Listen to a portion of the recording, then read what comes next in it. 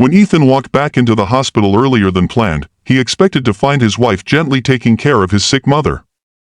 Instead, what he saw through the small crack of the hospital door made his heart stop cold.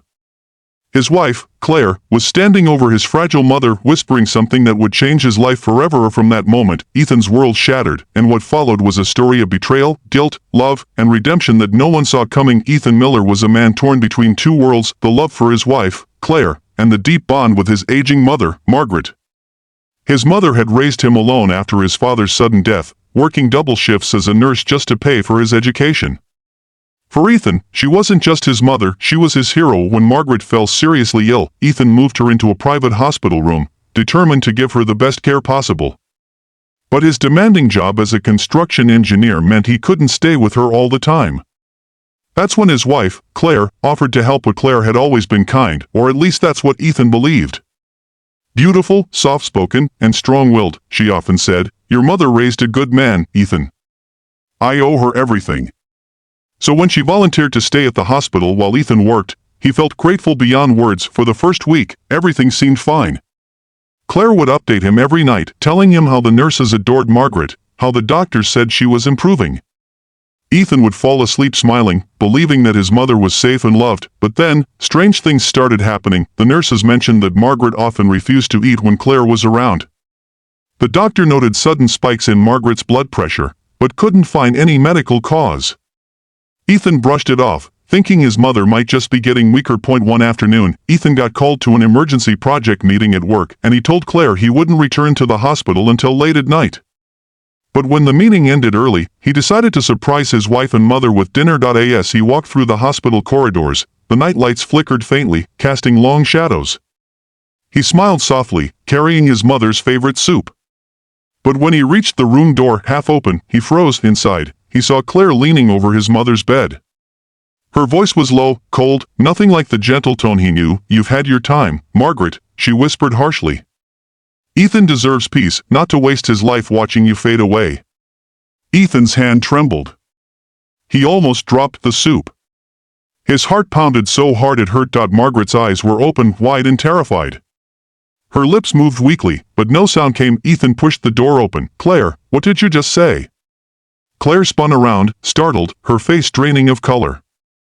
"Ethan! I was just what?" His voice cracked. "Threatening my mother?" The room filled with silence. The beeping of the heart monitor sounded louder than ever. Margaret's frail hand reached toward her son. "Ethan, please, listen," but Ethan couldn't process anything. His world blurred. He saw the woman he loved standing beside the woman who gave him life, and suddenly, he didn't know who to believe. That night, Ethan didn't go home. He stayed beside his mother's bed, holding her hand as she slept. Claire had left the hospital in tears, saying he'd misunderstood everything. But her words still echoed in his head. The next morning, Ethan spoke to the nurses privately. What he heard chilled him. Claire had been adjusting Margaret's medicine doses without consulting the staff, claiming the doctor allowed it. She had also been isolating Margaret, asking nurses to let her rest whenever they tried to check in. Ethan confronted Claire again the next day. She sat in the hospital cafeteria, her eyes red from crying. "Why, Claire?" Ethan asked, his voice low and broken. "Why would you do that to her?" Tears streamed down her cheeks. "I didn't mean to hurt her, Ethan. I swear. But every day, watching you drop everything for her, watching you suffer, I felt like I was losing you. You were there for everyone but me." Ethan's chest tightened. "So you decided to take it out on a dying woman? My mother?" Claire shook her head desperately. "No. I only wanted her to let you go.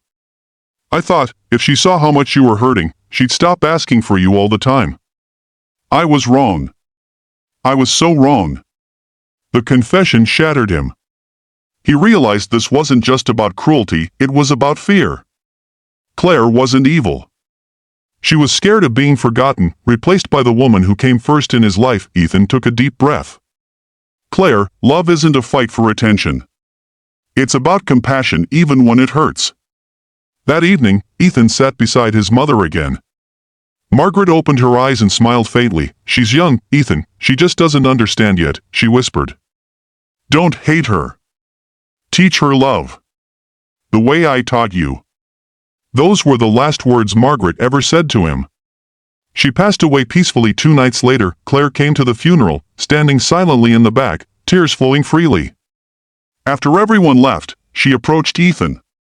I'll spend the rest of my life making this right, not for forgiveness, but because your mother deserved better from me. Years later, Ethan would look back on that painful time and realize something his mother had always said: love tested by pain either breaks or becomes unbreakable. He and Claire rebuilt slowly, volunteering at hospitals for elderly patients in honor of the woman who taught them what love truly meant. Moral/ending message: true love is not proven by words or promises, it's tested in moments of fear, jealousy, and loss, and sometimes, forgiveness is not weakness, it's the only path toward peace.